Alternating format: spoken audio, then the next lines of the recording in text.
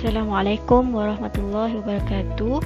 Jadi hari ini kita akan teruskan pembelajaran ibadah dalam tajuk perkara-perkara sunat dalam solat. Okey, untuk buku teks awak boleh buka muka surat 31.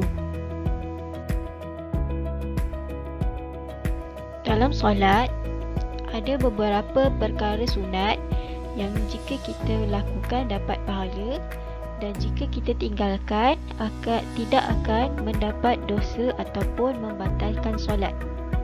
Perkara sunat ini terbahagi kepada dua bahagian, iaitu sunat hai'ah dan sunat ab'ad. Sunat hai'ah dan sunat ab'ad. Tetapi harus kita ingat, walaupun perkara ini adalah perkara sunat, kita tidak boleh untuk tinggalkan tanpa sebarang sebab, supaya solat kita menjadi solat yang sempurna. Sunat hai'ah ialah sunat yang dituntut dan jika ditinggalkan tidak mendapat dosa atau membatalkan solat. Sunat ab'ad pula adalah sunat yang sangat dituntut jika tertinggal disunatkan untuk sujud sahwi. Sunat hai'ah mempunyai 10 perkara. Yang pertama, mengangkat tangan ketika takbiratul ihram, hendak rukuk, i'tidal dan ketika bangun dari rakaat kedua. Kedua, meletakkan tangan di bawah dada dengan tangan kanan berada di atas tangan kiri. Ketiga, membaca doa iftitah. Keempat, membaca surah pilihan di rakaat pertama dan kedua selepas surah Al-Fatihah. Kelima, melafazkan amin selepas selesai membaca surah Al-Fatihah. Keenam, membaca tasbih ketika rukuk. Ketujuh, membaca tasbih ketika sujud. Dan ke-8, membaca tasbih ketika i'tidal. Ke-9, duduk iftirash pada semua duduk, iaitu duduk di atas buku lali kaki kiri. Ke-10, berpaling ke kanan ketika memberi salam pertama dan ke kiri ketika memberi salam kedua.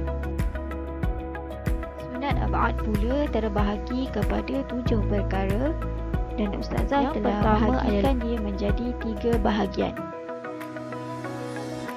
Sunat ab'ad pula terbahagi kepada 7 perkara dan ustazah telah bahagikan dia menjadi 3 bahagian. Yang pertama adalah tahiyat awal, yang kedua selawat dalam tahiyat awal, yang ketiga duduk tahiyat. Jadi dia merangkumi dalam bahagian tahiyat awal. Perkara keempat ialah doa kunut. Kelima, selawat dalam kunut.